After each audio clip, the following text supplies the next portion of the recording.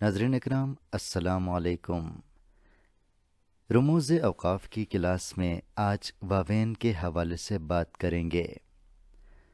واوین کی علامت ڈبل کوما جو کہ میں نے سامنے ظاہر کیا ہے، اس سے ظاہر کیا جاتا ہے، اور یہ ہم اس وقت استعمال کرتے ہیں جب کسی اور کی بات ہو بہو نقل کرنا ہو۔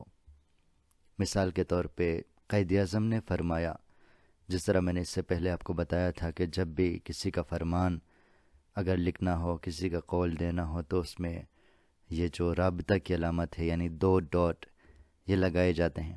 اس کے بعد جو اس کا فرمان ہوگا یعنی ہو بہو اس کے الفاظ میں، تو ان کے الفاظ کو ہم واوین میں بند کریں گے۔ جیسے کہ میں نے لکھا ہے، قائد اعظم نے فرمایا، ڈبل ڈاٹ یعنی رابطہ، اس کے بعد انہوں نے جو فرمایا ہے اس کے جو ہو بہو الفاظ تھے اس کو میں نے کوما میں بند کر دیا ہے، جیسے کام، کام اور صرف کام۔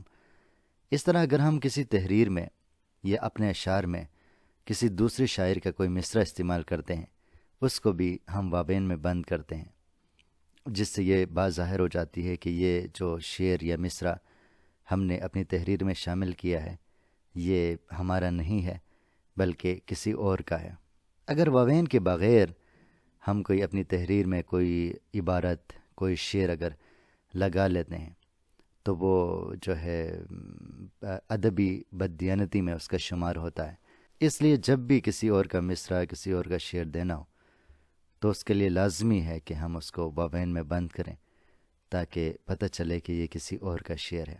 اسی طرح جو تحقیق کرنے والے حضرات ہیں ان سے گزارش کروں کہ جب بھی وہ اقتباس دیتے ہیں تو اقتباس وہ واوین میں دے دیں، جس طرح میں نے یہاں پہ لکھا ہے۔ اس حوالے سے غلام محمد رقم تراس ہیں اور اس میں ہم ڈبل ڈاٹ لگا لیتے ہیں، پھر اس کے نیچے جو عبارت ہے جو ہم نے اقتباس دینا ہے اس کو ہم واوین میں دے دیتے ہیں۔ اور آخر اب میں آ کے یہ بات یاد رکھیں کہ یہاں پہ میں نے جو فل اسٹاپ لگایا ہوا ہے، تو یہ فل اسٹاپ جو ہے اگر اس عبارت میں موجود ہے جو اقتباس آپ دے رہے ہیں تو یہ فل اسٹاپ لگانے کے بعد آپ کوماس کا استعمال کریں گے۔ اگر اس میں نہیں ہے تو یہ فل اسٹاپ لگانے کی ضرورت نہیں ہے، نہ آپ آخر میں لگائیں نہ کوماس سے پہلے لگائیں۔